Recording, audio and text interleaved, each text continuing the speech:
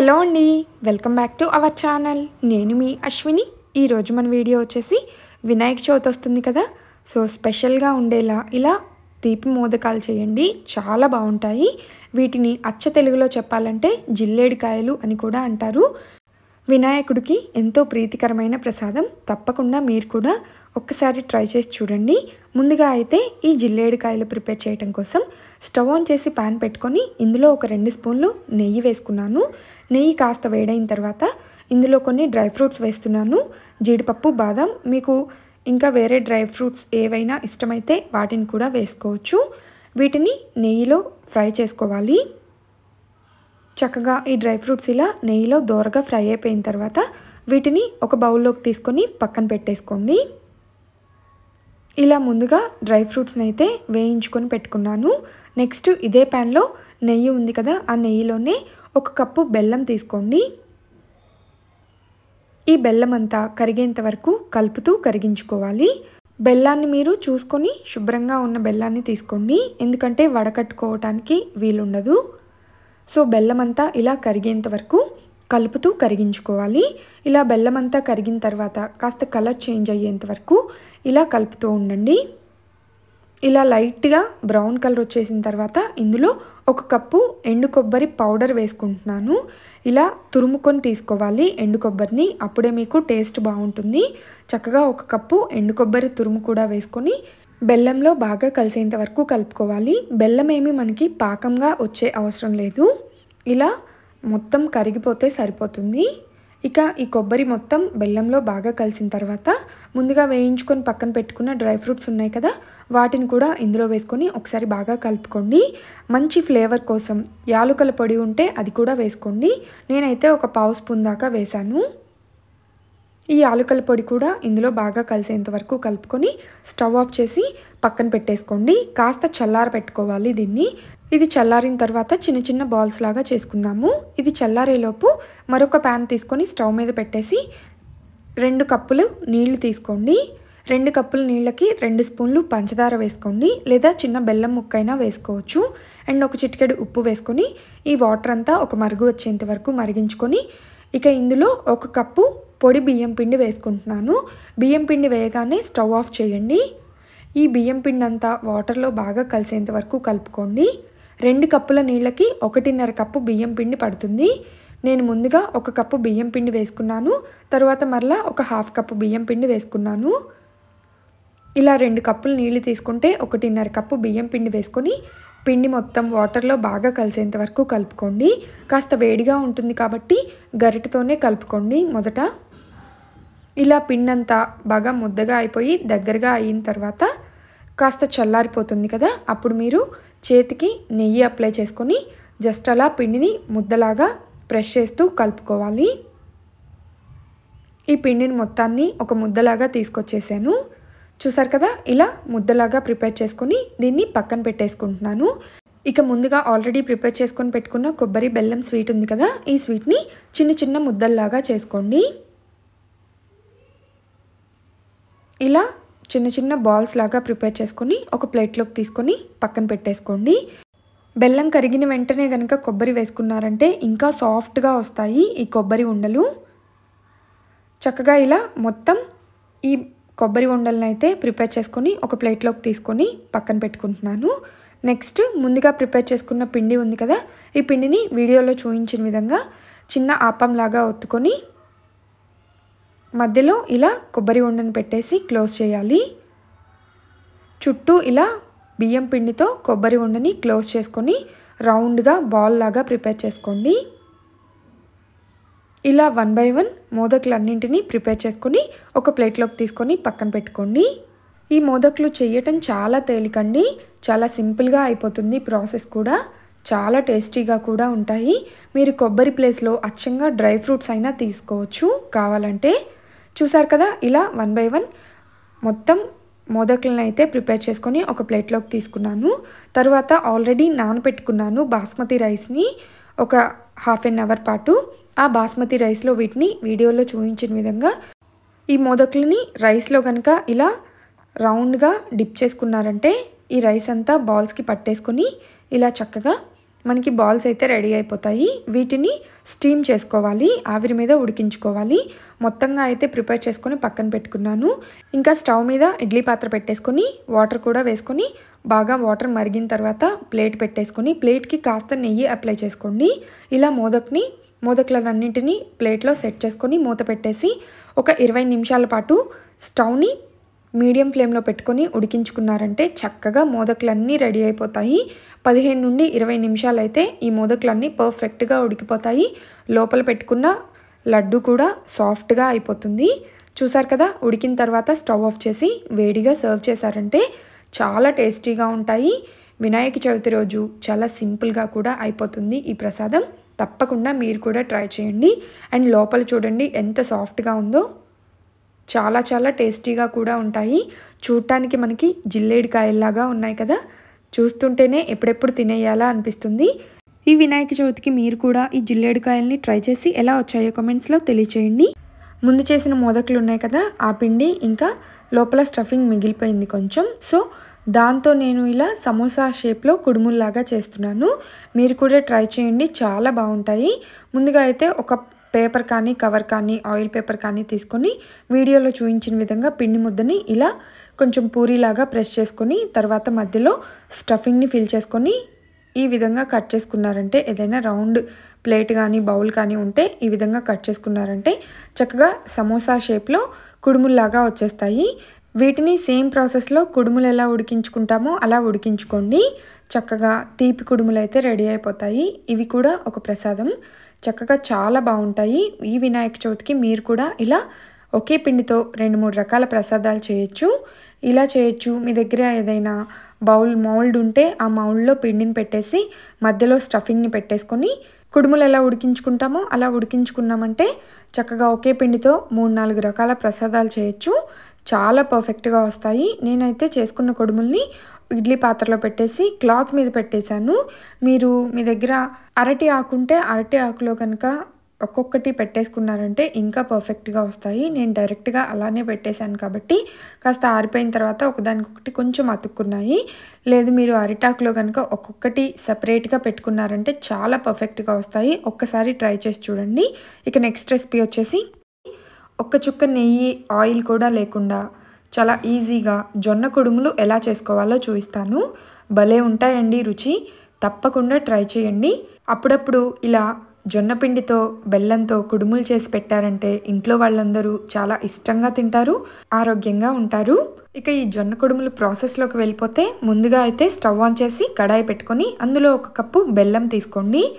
బెల్లం తురుము ఉంటే బెల్లం తురుమైనా తీసుకోవచ్చు, అది మీ ఇష్టం అన్నమాట. నెక్స్ట్ ఇందులో 1 కప్పు నీళ్లు వేసుకొని ఈ బెల్లం అంతా కరిగేంత వరకు కలుపుతూ కరిగించుకోవాలి. 1 కప్పు బెల్లానికి 1 కప్పు వాటర్ సరిపోతాయి. ఇలా బెల్లం అంతా వాటర్లో కరిగిపోయి వాటర్ లెవెల్లోకి వచ్చేసిన తర్వాత ఇందులో ఒక 3 స్పూన్లు దాకా తురిమిన ఎండు కొబ్బరి వేసుకోండి. ఇలా ఎండు కొబ్బరి కూడా వేసుకున్నారంటే కుడుములు చాలా రుచిగా ఉంటాయి. తర్వాత ఒక 1/2 స్పూన్ దాకా యాలకుల పొడి వేసుకొని ఈ మొత్తం బెల్లం వాటర్లో బాగా కలిసేంత వరకు కలుపుకోవాలి. చూసారు కదా, ఇలా బెల్లం వాటర్ మరుగుతున్నప్పుడు ఇందులో ఒక చిటికెడు ఉప్పు కూడా వేసుకొని ఒకసారి బాగా కలుపుకొని ఇందులో ఇప్పుడు 2 కప్పుల పొడి ఫ్లోర్ వేసుకోవాలన్నమాట. అందులో నేను 1 కప్పు బియ్యం పిండి తీసుకుంటున్నాను అండ్ 1 కప్పు పచ్చజొన్న పిండి తీసుకుంటున్నాను. మీరు కావాలంటే 2 కప్పుల బియ్యం పిండి అయినా తీసుకోవచ్చు. కుడుములు నార్మల్గా చేసుకోవాలి అనుకుంటే, హెల్దీగా చేసుకోవాలనుకుంటే ఇలా జొన్న పిండి వేసుకోండి. 1 కప్పు బియ్యం పిండి, 1 కప్పు జొన్న పిండి. బియ్యం పిండి మాత్రం పొడి బియ్యం పిండే తీసుకున్నానండి నేను. ఇక ఈ పిండి కూడా ఈ బెల్లం వాటర్లో బాగా కలిసేంత వరకు కలుపుకోవాలి. పిండి వేయగానే స్టవ్ ఆఫ్ చేసి కలుపుకోండి. ఇలా ఈ పిండంతా వాటర్లో బాగా కలిసి ముద్దలాగా అయ్యేంత వరకు కలుపుకోవాలి. స్టవ్ని మాత్రం పిండి వేయగానే ఆపేసానండి. ఇలా పిండంతా మొత్తం దగ్గరికి అయిపోయి ముద్దలాగా వచ్చేసిన తర్వాత కాస్త చల్లారేంత వరకు పక్కన పెట్టేసి చల్లార్చుకోండి. ఇది ఇలా గోరువెచ్చగా ఉన్నప్పుడు చేతికి కాస్త నెయ్యి అప్లై చేసుకొని పిండిని ఒక్కసారి బాగా కలుపుకోవాలి. ఇప్పుడు చిన్న చిన్న ముద్దల్లాగా తీసుకుంటూ కుడుముల్ని ఒత్తుకోండి. మీరు కావాలంటే ఇడ్లీ పాత్ర ప్లేట్స్ ఉంటాయి కదా, ఆ ప్లేట్స్లో అయినా ఎప్పుడూ చేసే పద్ధతిలో కుడుములైనా చేసుకోవచ్చు. లేదా ఇలా వీడియోలో చూపించిన విధంగా చిన్న చిన్న ముద్దల్లాగా తీసుకొని ఇలా రౌండ్గా చిన్న చిన్న ప్యాటీస్ లాగా ఒత్తుకొని ఒక ప్లేట్లోకి తీసుకోండి. నేను వీటిని ఆవిరి కుడుములు చేసుకుంటాం కదా, ఆ పాత్ర ప్లేట్స్లో పెట్టుకొని ఉడికించుకుంటున్నాను. మీరు కావాలంటే ఇడ్లీ స్టాండ్ ఉంటుంది కదా, ఆ ప్లేట్స్లో పెట్టుకొనైనా ఉడికించుకోవచ్చు. ఇలా 1 బై 1 చిన్న చిన్న ముద్దల్లాగా తీసుకొని కుడుముల్ని ఒత్తుకొని ప్లేట్లోకి తీసుకోండి. ఆవిరి కుడుము ప్లేట్ అయితే ఇలా ఉంటుంది. ప్లేట్ ఉంటుంది, పైన తడి క్లాత్ ఏదైనా చిన్న క్లాత్ వేసుకొని ఇలా ఆవిరి కుడుము పెట్టుకుంటాం కదా, అదే పద్ధతిలో కుడుములు పెట్టుకోండి. ఇలా క్లాత్ తడిపేసి కుడుముల్ని పైన పెట్టేసి మరలా వీడియోలో చూపించిన విధంగా క్లాత్ని పైనుండి క్లోజ్ చేసి ఆవిరి కుడుము పాత్రలో పెట్టేసి ఉడికించుకోవాలి. ఇక స్టవ్ మీద పాత్రలో నీళ్ళైతే పెట్టేసుకున్నాను. నీళ్లు మరిగిన తర్వాత ఈ ప్లేట్స్ని వీడియోలో చూపించిన విధంగా పాత్రలో సెట్ చేసుకొని మూత పెట్టేసి 15 నుండి 20 నిమిషాల పాటు ఉడికించుకున్నారంటే చక్కగా కుడుములన్నీ పర్ఫెక్ట్గా ఉడికిపోతాయి. నేను ఒక 20 నిమిషాల తర్వాత మూత తీసి చూసారు కదా ఎంత పర్ఫెక్ట్గా ఉడికిపోయాయో. ఇలా మనకి చేత్తో పట్టుకుంటే పిండిగా తగలకుండా కాస్త గట్టిగా అయిపోవాలి కుడుము ఉడికినట్లుగా. అప్పుడు స్టవ్ ఆఫ్ చేసి ప్లేట్స్ని తీసి బయట పెట్టేసుకొని కాస్త చల్లారిన తర్వాత ఈ కుడుముల్ని ఒక ప్లేట్లోకి తీసుకొని సర్వ్ చేసుకున్నారంటే అద్భుతంగా ఉండే హెల్దీ అండ్ టేస్టీ జొన్న కుడుములు రెడీ అయిపోతాయి. చాలా బాగుంటాయండి. పిల్లలు కూడా చాలా ఇష్టంగా తింటారు. ఒక్కసారి చేసి పెట్టండి. హెల్త్కి కూడా చాలా మంచిది, బలంగా ఉంటారు. అప్పుడప్పుడు ఇలా జొన్న పిండితో కుడుములు చేసి పెట్టారంటే ఇందులో వేసిన కొబ్బరి కూడా మధ్య మధ్యలో తగులుతూ భలే రుచిగా ఉంటాయి. మీరు కావాలంటే నువ్వులు కూడా వేసుకోవచ్చు ఈ కుడుముల్లో. చూసారు కదా కలర్ఫుల్గా నోట్లో నీళ్లు ఊరిపోతున్నాయి కదా. లేట్ చేయకుండా మీరు కూడా ఈ కుడుముల్ని ట్రై చేసి ఎలా వచ్చాయో కామెంట్స్లో తెలియచేయండి. అండ్ లోపల ఎంత పర్ఫెక్ట్గా ఉడికాయో చూపిస్తాను చూడండి. చూసారు కదా ప్రతి కుడుము కూడా చాలా రుచిగా ఉంది. ఒక్కసారి ట్రై చేయండి. మిక్సీలో రుబ్బిన పిండితో గారెలు ఎలా చేసుకోవాలో చూపిస్తాను. అది కూడా చాలా సాఫ్ట్గా స్పాంజీ లాగా ఉండే గారెలు. ఈ చిన్న చిట్కాతో కనుక వేశారంటే గారెలు మీకు కూడా అన్ని గారెలు ఒకే షేప్లో వస్తాయి. చాలా పర్ఫెక్ట్గా వస్తాయి. ఆయిల్ కూడా పీల్చవు. చాలా పొంగుతూ సాఫ్ట్గా వస్తాయి. అచ్చం హోటల్ గారెల్లాగా ఇంట్లో వాళ్ళందరూ తిని మీకు ఫిదా అవ్వాల్సిందే, అంత రుచిగా ఉంటాయి. తప్పకుండా ట్రై చేయండి. ఈ గారెల కోసం అయితే ముందుగా నేను మినపప్పు నానబెట్టుకుంటున్నాను. మీరు కావాలంటే మినపగుళ్ళైనా తీసుకోవచ్చు. నేనైతే మినపప్పు తీసుకున్నాను. మీరు ఎంత క్వాంటిటీలో గారెలు చేసుకోవాలంటే అంత క్వాంటిటీకి సరిపడా మినపప్పు నానబెట్టుకోండి. ముందుగా ఒక 4 గంటల పాటు ఇలా పప్పు నానబెట్టుకున్న తర్వాత శుభ్రంగా పొట్టంతా పోయేంత వరకు కడిగేసుకొని తీసుకున్నాను. అదే మినపగుళ్ళు అయితే మీరు ఒక 4 గంటలు నానబెట్టుకున్న తర్వాత శుభ్రంగా వాష్ చేసుకొని ఒక మిక్సీ జార్లోకి తీసుకోండి. ఇలా కడిగిన మినపప్పుని నీళ్ళేమీ లేకుండా ఒక మిక్సీ జార్లోకి తీసుకోవాలి. తర్వాత ఇందులో రుచికి తగ్గట్లుగా ఉప్పు వేసుకోండి. ఇంకా ఒక పావు గ్లాస్ కంటే కూడా తక్కువగా వాటర్ వేసుకొని బాగా గ్రైండ్ చేసుకోవాలి మెత్తగా. వాటర్ అస్సలు వేయకుండా గ్రైండ్ చేశారంటే పిండి మెదగదు. సో కొంచెం వాటర్ వేసుకొని గ్రైండ్ చేసుకోండి. మరి మెదగలేదు అనుకుంటే మరి కొంచెం వాటర్ వేసుకోండి. పిండి కన్సిస్టెన్సీ మాత్రం ఈ విధంగా ఉండాలి. మరి గట్టిగా ఉండకూడదు, మరి లూజ్గా ఉండకూడదు. ఇలా మీడియంగా గ్రైండ్ చేసుకోండి. తర్వాత మిగిలిన పప్పును కూడా మరొక వాయ వేసుకుంటున్నాను. ఇందులో కూడా రుచికి తగ్గట్లుగా ఉప్పు వేసుకొని కొంచెం అవసరమైతే నీళ్లు వేసుకున్నాను. తర్వాత వేసుకొని ఇలా గ్రైండ్ చేసుకున్నాను. అస్సలు నీళ్లు వేయకుండా కొంతమంది గ్రైండ్ చేసి గారెలు వేస్తారు. అలా వేసినట్లయితే గారెలు మీకు చాలా గట్టిగా వచ్చేస్తాయి. ఇలా కొంచెం వాటర్ వేసుకొని గ్రైండ్ చేసుకొని దీని మీద మూత పెట్టేసుకొని ఒక ½ అన్ అవర్ ఫ్రిడ్జ్లో పెట్టుకోండి. పిండిని మనం మిక్సీలో రుబ్బుకున్నాం కాబట్టి నెక్స్ట్ ఒక మిక్సీ జార్ తీసుకొని అందులో కొన్ని పచ్చిమిర్చి, కొన్ని అల్లం ముక్కలు వేసుకొని కచ్చా పచ్చాగా గ్రైండ్ చేసుకోవాలి. నేను పచ్చిమిర్చి అల్లం ముక్కలు కట్ చేసుకొని అయినా వేసుకోవచ్చు. మా పిల్లలు ముక్కలు తగిలితే తినరండి, అందుకోసం ఇలా గ్రైండ్ చేసుకున్నాను. దీన్ని పక్కన పెట్టేసి ఒక మూత తీసుకొని మూతకి ఇలా కర్చీఫ్ కానీ ఏదైనా వైట్ క్లాత్ కానీ చుట్టుకొని పైన వీడియోలో చూపించిన విధంగా ఒక రబ్బర్తో క్లోజ్ చేసుకోండి టైట్గా. రబ్బర్ వేసిన తర్వాత ఈ విధంగా క్లాత్ని లాగారంటే టైట్గా వచ్చేస్తుంది. ఇప్పుడు దీని మీద గారెల పిండి వేసుకొని గారెల్ని డైరెక్ట్గా ఆయిల్లో వేసుకోవచ్చు. కొంతమందికి చేత్తో డైరెక్ట్‌గా గారెలు ఆయిల్‌లో వేయాలంటే భయపడుతూ ఉంటారు. అలా భయపడి గారెలు వేసుకోవటమే మానేస్తారు. కానీ ఈ టిప్ ఫాలో అయ్యి గారెలు వేయండి. చాలా బాగా వస్తాయి. కట్టుకున్న క్లాత్‌ని ఇలా వాటర్‌లో తడుపుకొని పక్కన పెట్టేసుకోండి. నెక్స్ట్ ముందుగా మనం ఫ్రిడ్జ్‌లో పెట్టుకున్న పిండిని అయితే తీసుకుందాము. ఒక హాఫ్ ఎన్ అవర్ పాటు ఫ్రిడ్జ్‌లో పెట్టాను. అంతకంటే ఎక్కువ టైం అయినా పెట్టుకోవచ్చు కానీ హాఫ్ ఎన్ అవర్ అయితే సరిపోతుంది.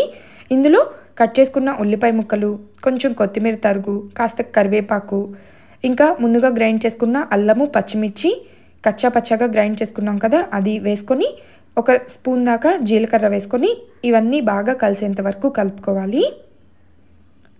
పిండిలో ఈ ముక్కలన్నీ బాగా కలిసేంత వరకు కలుపుకోండి. పిండి చూసారా, వేసుకున్నప్పుడు కొంచెం లూజ్గా అనిపించింది కానీ ఫ్రిడ్జ్లో పెట్టి తీసిన తర్వాత కొంచెం జిగురు జిగురుగా వచ్చేసింది. ఇలా జిగురు జిగురుగా ఉంటే గారెలు పర్ఫెక్ట్గా స్పాంజీ లాగా వస్తాయి. మీరు పిండి లూజ్ అయింది అని అనుకుంటే, గారెలు ఆయిల్ పీలుస్తున్నాయి అనుకుంటే పిండిలో ఒక 2 స్పూన్లు దాకా పొడి బియ్యం పిండి అయినా లేదా బొంబాయి రవ్వ అయినా వేసుకొని కలుపుకున్నారంటే ఆయిల్ పీల్చవు. ఇక నెక్స్ట్ ముక్కలన్నీ పిండిలో బాగా కలిసిన తర్వాత ముందుగా తడుపుకొని పక్కన పెట్టుకున్నాం కదా ఒక క్లాత్, మూతకి కట్టుకొని దాన్ని తీసుకొని ఇలా వీడియోలో చూపించిన విధంగా పిండి ముద్దని క్లాత్ మీద ఇలా పెట్టేసుకొని గారెలు ఒత్తుకోవాలి. మీరు పల్చగా గారెలు కావాలంటే కొంచెం పల్చగా వేసుకోండి. కొంచెం మందంగా కావాలంటే పిండిని మందంగా ఒత్తుకొని హోల్ పెట్టేసుకొని డైరెక్ట్గా ఇది ఆయిల్లో వేసుకున్నారంటే చాలా చాలా పర్ఫెక్ట్గా అన్నీ ఒకే షేప్లో గారెలు అయితే వచ్చేస్తాయి. క్లాత్ నుండి పిండి సపరేట్ అవ్వదేమో, ఊడదేమో అని మీకు డౌట్ రావచ్చు. చూసారా ఎంత పర్ఫెక్ట్గా వచ్చేస్తుందో. ప్రతి ఒక్క గారె వేసే ముందు క్లాత్ని తడుపుకొని వేసుకున్నారంటే ప్రతి ఒక్క గారె కూడా చాలా పర్ఫెక్ట్గా వస్తుంది. అండ్ ఇలా చేశారంటే ఈ టిప్స్ అన్నీ ఫాలో అవుతూ గారెలు మీకు కూడా హోటల్ స్టైల్ గారెల్లాగా వస్తాయి. ముందుగా నేనైతే ఒక వాయి వేసేసాను. ఇక నెక్స్ట్ వాయి వేస్తున్నాను.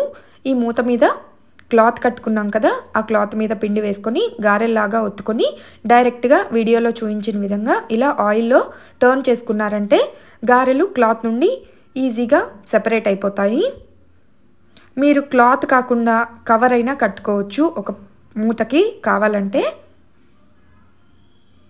పల్చటి కవర్లు ఉంటాయి కదా, అలా కవర్ని తీసుకొని మూతకి క్లాత్ని ఎలా కట్టుకున్నామో అలానే కట్టుకొని రబ్బర్ వేసుకొని తర్వాత గారెలు వేసుకొని ఇలా ఆయిల్లో అయినా వేసుకోవచ్చు.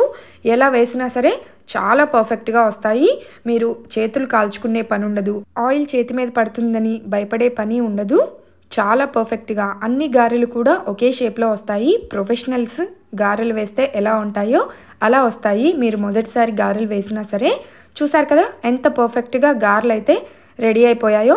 గారెలు వేసుకున్న తర్వాత రెండు వైపులకి టర్న్ చేసుకుంటూ ఫ్రై చేసుకోండి.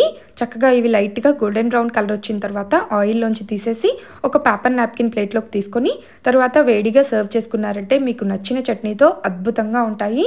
Non veg, chicken, mutton gravy కర్రీల్లో కూడా చాలా చాలా బాగుంటాయి.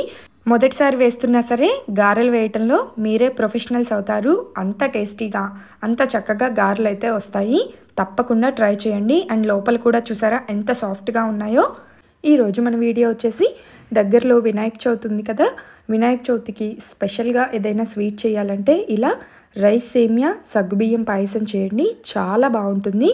ఇంతవరకు మీరు ఎన్ని రకాల పాయసాలు తిన్నా సరే ఈ పాయసం మాత్రం టేస్ట్ చాలా డిఫరెంట్గా ఉంటుంది. అందరూ చాలా ఇష్టంగా తింటారు. తప్పకుండా ట్రై చేసి ఎలా వచ్చిందో కామెంట్స్లో తెలియచేయండి. ముందుగా అయితే స్టవ్ ఆన్ చేసి ప్యాన్ పెట్టుకొని ఓ 2 స్పూన్లు నెయ్యి వేసుకొని అందులో రైస్ సేమియా, ఇది బయట మార్కెట్లో మనకి దొరుకుతుంది లేదా అమెజాన్లో, ఫ్లిప్కార్ట్లో ఇలా ఏ స్టోర్లో అయినా సరే రైస్ సేమియా అని కొడితే మీకు ప్యాకెట్స్ 1/2 kg, 1/4 kg ప్యాకెట్స్ అవైలబుల్గా ఉంటాయి. ఆర్డర్ చేసుకొని తెప్పించుకొని వాడుకోవచ్చు. చాలా టేస్టీగా ఉంటాయి ఈ రైస్ సేమియా. ఈ రైస్ సేమియాని ఒక 2 గుప్పెళ్ళ దాకా తీసుకొని నెయ్యిలో వేసుకొని ఇలా టర్న్ చేస్తూ ఫ్రై చేసుకోండి. కాస్త ఇలా గోల్డెన్ బ్రౌన్ కలర్ వచ్చేసిన తర్వాత ఇందులో ఒక 2 కప్పులు కాచి చల్లార్చిన పాలు వేసుకోవాలి. ఈ పాలల్లో రైస్ సేమియా ఉడికేంత వరకు ఉడికించుకోండి. జస్ట్ ఒక 2 నిమిషాల్లో అలా మెల్ట్ అయిపోతుంది. రైస్ సేమియా బాగా ఉడికిపోతుంది. ఇక రైస్ సేమియా మొత్తం పాలల్లో ఉడికేంత వరకు ఇలా మధ్య మధ్యలో కలుపుతూ ఉడికించుకొని సేమియా అంతా ఇలా ఉడికిపోయిన తర్వాత ఇందులో 1 కప్పు పంచదార వేస్తున్నాను. మీరు పంచదార ఇష్టం లేదు, పంచదార వద్దు అనుకుంటే బెల్లమైనా వేసుకోవచ్చు. బెల్లాన్ని ఎప్పుడు వేసుకోవాలో నేను నెక్స్ట్ చెప్తాను. ముందే వేసుకున్నట్లయితే బెల్లం అయితే విరిగిపోతాయి పాలు. సో కాస్త ఇలాచీ పౌడర్ కూడా వేసుకొని ఇందులో బాగా కలిసేంత వరకు కలుపుకోండి. ఇలా సేమియా, పంచదార, పాలు మొత్తం బాగా ఉడికిపోయేంత వరకు ఉడికించుకొని తర్వాత ఇందులో కస్టర్డ్ పౌడర్ వాటర్ వేసుకోండి. కస్టర్డ్ పౌడర్ వేసుకోవటం వల్ల పాయసం చిక్కగా ఉంటుంది, టేస్ట్ కూడా చాలా బాగుంటుంది. ఈ కస్టర్డ్ పౌడర్ ప్యాకెట్స్ కూడా మీకు బయట ఏ స్టోర్లో అయినా దొరుకుతాయి. సో ఒక 1.5 స్పూన్ దాకా కస్టర్డ్ పౌడర్ తీసుకొని కొంచెం వాటర్ వేసుకొని ఇలా ఉండలు లేకుండా కలుపుకొని ఈ కస్టర్డ్ పౌడర్ వాటర్ని ముందుగా మనం ఉడికించుకుంటున్న పాయసం ఉంది కదా, ఈ పాయసంలో వేసుకోవాలి. ఈ కస్టర్డ్ పౌడర్ వేసుకోవటం వల్ల పాయసం చిక్కబడుతుంది, రుచి కూడా చాలా బాగుంటుంది. మీరు ఈ ఒక్క పాయసమే కాదు, మిగతా ఏ పాయసాలు చేసినా సరే, అంటే సేమియా పాయసం, సగ్గుబియ్యం పాయసం లాంటివి చేసుకున్నప్పుడైనా ఇలా కస్టర్డ్ పౌడర్ని 1 స్పూన్ వాటర్లో కలిపి వేసుకున్నారంటే పాయసం టేస్ట్ చాలా చాలా బాగుంటుంది. చూసారు కదా, కస్టర్డ్ పౌడర్ అంతా ఇందులో ఇలా బాగా కలిసేంత వరకు కలుపుతూ పాయసం అంతా చిక్కబడేంత వరకు ఉడికించుకోవాలి. ఇక పాయసం అంతా చిక్కబడిపోయింది. మాకు అచ్చంగా రైస్ సేమియాతోనే పాయసం సరిపోతుంది అనుకుంటే ఇంతవరకు వేసుకున్న తర్వాత కాస్త డ్రై ఫ్రూట్స్ వేసుకొని సర్వ్ చేసుకోవచ్చు. లేదు ఇందులో సగ్గుబియ్యం కూడా వేసుకుందాం అనుకుంటే ఇలా ముందుగానే డీప్ ఫ్రైకి ఆయిల్ని పెట్టుకొని ఆయిల్ వేడైన తర్వాత సగ్గుబియ్యాన్ని ఒక 2 గుప్పెళ్ళు తీసుకోండి. ఒక గుప్పెడు సగ్గుబియ్యాన్ని ముందుగా ఆయిల్లో వేసుకొని ఫ్రై చేశాను. ఇలా పువ్వుల్లాగా వచ్చేస్తాయి సగ్గుబియ్యం ఫ్రై అయిపోయిన తర్వాత. ఇలా మొత్తం చిటపట్లాడి ఫ్రై అయిపోయిన తర్వాత సగ్గుబియ్యాన్ని ఆయిల్లోంచి తీసేసి ఒక పేపర్ నాప్కిన్ ప్లేట్లోకి తీసుకోండి. ఇలా 2 గుప్పెళ్ళ సగ్గుబియ్యాన్ని ఫ్రై చేసుకొని ఒక పేపర్ నాప్కిన్ ప్లేట్లోకి తీసుకొని పక్కన పెట్టుకోండి. ఇలా ఫ్రై చేసుకున్న సగ్గుబియ్యం కాకుండా మీరు సగ్గుబియ్యాన్ని డైరెక్ట్గా ఉడికించుకొనైనా వేసుకోవచ్చు. ఇలా ఫ్రై చేసుకొని వేసుకుంటే ఏంటంటే క్రిస్పీగా ఉంటాయి సగ్గుబియ్యం మధ్య మధ్యలో తినేటప్పుడు. సో మొత్తం సగ్గుబియ్యం అయితే ఇలా ఫ్రై చేసుకొని పక్కన పెట్టేసుకున్నాను. ఇక ఈలోపు పాయసం కూడా చిక్కబడిపోయి దగ్గరగా అయిపోయింది. చూసారు కదా, ఇలా పాయసం అయితే ఉడికిపోయిన తర్వాత ఇప్పుడు ఫ్రై చేసుకున్న సగ్గుబియ్యాన్ని ఇందులో వేసుకుందాము. ఇది స్వీట్ కాబట్టి ఒక చిటికెడు ఉప్పు కూడా వేసుకోండి. ఉప్పు వేసుకుంటే చాలా బాగుంటుంది ఏ స్వీట్లో అయినా. అందులో పంచదారతో చేసిన స్వీట్లో అయితే కంపల్సరీగా వేసుకోవాలి. తర్వాత ముందుగా ఫ్రై చేసుకున్న సగ్గుబియ్యాన్ని కూడా ఇందులో వేసుకొని మొత్తం ఒకసారి బాగా కలిసేంత వరకు కలుపుకోండి. మరలా 1 కప్పు చిక్కటి పాలు వేసుకొని కలుపుకుంటున్నాను. పాయసం మరీ చిక్కగా ఉంటే అంత టేస్టీగా ఉండదు కదా. సో ఫైనల్గా 1 కప్పు పాలు వేసుకొని కలుపుకొని నెయ్యిలో వేయించుకున్న డ్రై ఫ్రూట్స్ కూడా వేసుకొని మొత్తం ఒకసారి బాగా కలుపుకొని స్టవ్ ఆఫ్ చేసి వేడిగా సర్వ్ చేసుకున్నారంటే అద్భుతంగా ఉంటుంది. మనం వేయించుకున్న సగ్గుబియ్యం ఇందులో ఉడికేంత అవసరం ఏం లేదు, ఆల్రెడీ ఆయిల్లో ఫ్రై అయిపోయాయి కాబట్టి ఇందులో వేసుకున్న తర్వాత వెంటనే స్టవ్ ఆఫ్ చేసి సర్వ్ చేసుకోవచ్చు. మధ్య మధ్యలో క్రిస్పీగా తగులుతూ చాలా టేస్టీగా ఉంటాయి.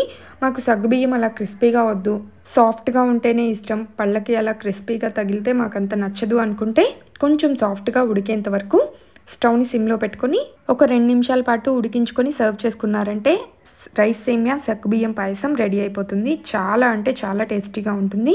మీరు కావాలంటే అచ్చంగా రైస్ సేమియాతో అయినా ఈ పాయసాన్ని ట్రై చేయొచ్చు. ఈ పాయసం మీకు నచ్చితే లైక్ చేసి షేర్ చేయండి. ఇలాంటి మరెన్నో రెసిపీస్ కోసం వెంటనే నా ఛానల్ని సబ్స్క్రైబ్ చేసుకోండి. By by. అటుకుల పాయసాన్ని ఎలా చేసుకోవాలో చూపిస్తున్నాను, ఒక్కసారి ట్రై చేయండి. చాలా తక్కువ టైంలోనే అయిపోతుంది, చాలా టేస్టీగా కూడా ఉంటుంది. ముందుగా అయితే ఈ అటుకుల పాయసం కోసం ఒక మిక్సింగ్ బౌల్ తీసుకొని అందులో 1 కప్పు అటుకులు తీసుకొని కొన్ని వాటర్ వేసి శుభ్రంగా 1కి 2 సార్లు కడిగేసి తీసుకోండి అటుకుల్ని. ఇలా కొంచెం దొడ్డు అటుకులు తీసుకోవాలి ఈ పాయసం కోసం, పల్చటి అటుకులు బాగుండవు. తర్వాత ఇందులో కొంచెం వాటర్ ఉంచుకొని ఈ విధంగా వీటిని పక్కన పెట్టేసుకోండి. అటుకులు కాసేపు నానబెట్టుకోవాలి. ఆ అటుకులు నానేలోపు స్టవ్ ఆన్ చేసి ఒక ఇత్తడి గిన్నె పెట్టుకున్నాను. మీరు నార్మల్ కడాయి అయినా తీసుకోవచ్చు. ఇందులో 1 గ్లాస్ నీళ్లు వేసుకొని ఒక 1/2 కప్పు సగ్గుబియ్యాన్ని వేసుకొని ఈ సగ్గుబియ్యాన్ని ముందుగా ఉడికించుకోవాలి. ఒక 50% అన్నా సగ్గుబియ్యం ఉడకాలి. అటుకులు మనకి త్వరగా ఉడికిపోతాయి కాబట్టి ముందుగా సగ్గుబియ్యం అయితే ఇలా ఉడికించుకోండి. ఆల్రెడీ నానబెట్టుకున్న సగ్గుబియ్యం అయితే ఇంకా త్వరగా ఉడికిపోతాయి. జస్ట్ ఒక 2 మినిట్స్లోనే 50% వరకు సగ్గుబియ్యం అయితే ఉడికిపోయాయి. తర్వాత ఇందులో ఒక 2 కప్పులు కాచి చల్లార్చిన పాలు వేసుకున్నాను. మీరు పచ్చి పాలైనా వేసుకోవచ్చు. ఈ పాలల్లో సగ్గుబియ్యం ఇంకా కొంచెం ఉడికేంత వరకు ఉడికించుకోండి. మూత పెట్టేసి అయితే ఉడికించాను.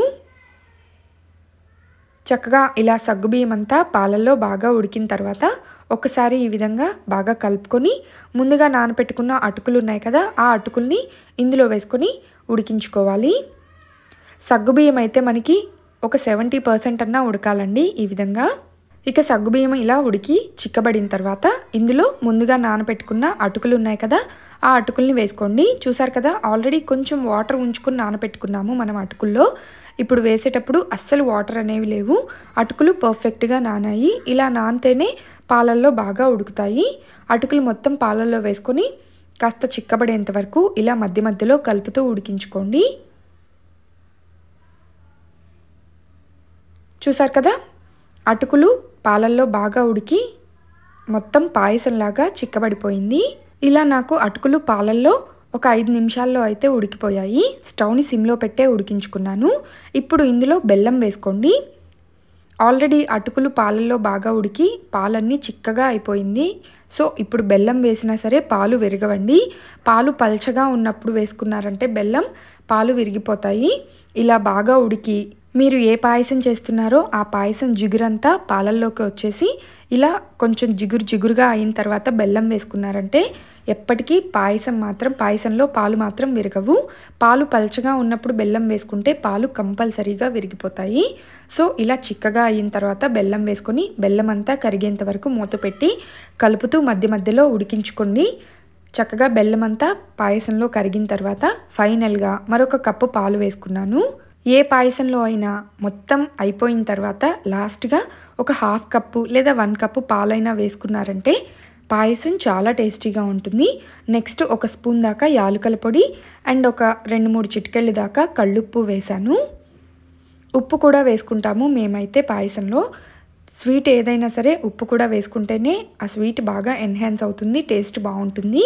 ఫైనల్గా నెయ్యిలో వేయించుకున్న డ్రై ఫ్రూట్స్ కూడా వేసుకొని స్టవ్ ఆఫ్ చేసి ఒక్కసారి బాగా కలిపి దేవుడికి నివేదించుకున్నారంటే చాలా బాగుంటుంది ఈ అటుకుల పొంగలి లేదా అటుకుల పాయసం. టేస్ట్ అయితే అద్భుతంగా ఉంటుందండి.